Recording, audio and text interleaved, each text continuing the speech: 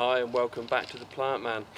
Today we're going to give you some ideas as to how you can improve the overall appearance of certain plants at times of the year by planting other plants through them.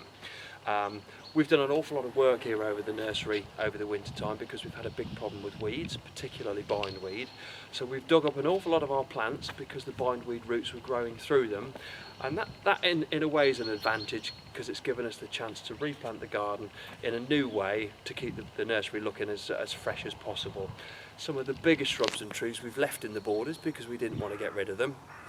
And those two that are in front of me at the moment are both fabulous plants at certain times of the year, but at other times of the year they can look a little bit on the boring side. The first one is a plant called the spindle bush or euonymus, and this is one of the deciduous euonymus which colours up beautifully in the autumn with a fiery red leaf colour.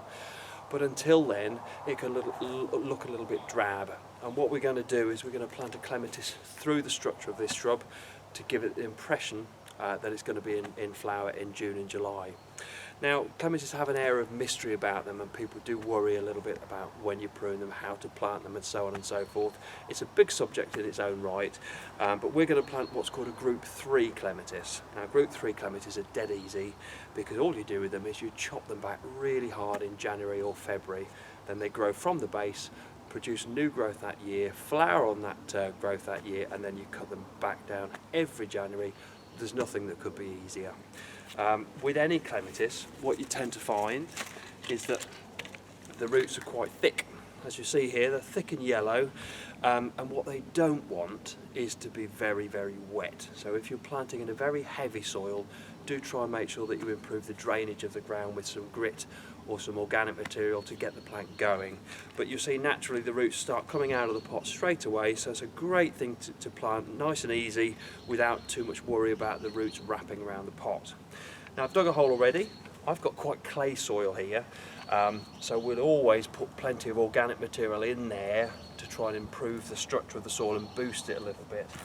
Any general purpose compost is fine. You don't need to be too specific, and clematis don't need to worry about acidic soil conditions or anything like that. In fact, it's one of the plants that colours better on slightly limey soil, so any area around here will be perfect for clematis. So a little bit of compost in the bottom of the hole. You don't need too much, and it's always important to dig the compost into your soil rather than just leave it as one layer. That means that the soil is opened up, you get a bit of air in there, and the roots will break into the soil much easier. If you've got very heavy soil, you can go a little bit deeper even. The question that most people automatically think with the clematis is you plant them really deep. Okay, so you plant them somewhere up to this sort of level. That's not essential with a Group 3 clematis. The reason you do that with certain clematis is it encourages a good strong root hold, and it reduces the risk of a disease called clematis wilt when the whole plant collapses. Group 3 clematis don't suffer from clematis wilt. It's not something that everybody knows, so you don't need to plant it too deep. I would only ever go a couple of inches deeper to make sure that when the plant's in the hole, the actual top of the soil is going to be buried by a couple of inches by the soil and the bark that goes back on top of it. Okay.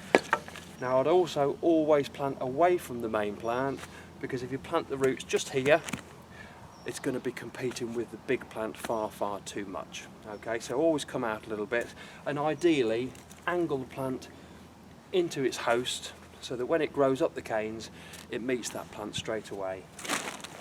Put a little bit more compost with the soil that you're going to be replacing it with. It doesn't matter if you get rid of some of the old soil because you're going to have a little bit left over. And just replace very lightly so that when the plant's fully planted, you're not going to be able to see the top of the pot at all. Okay, so that clay soil we'll get rid of. Pop a little bit of compost on just to finish it off, and then the bark, which is all over the border, will be used just to cover it up. So the root system's nice and buried, and whenever you come to prune every year, you prune back to within about 6 or 7 inches of the main base of the plant. That'll encourage a nice fresh root growth, shoot growth every year. Okay, that's how you plant a clematis through another shrub.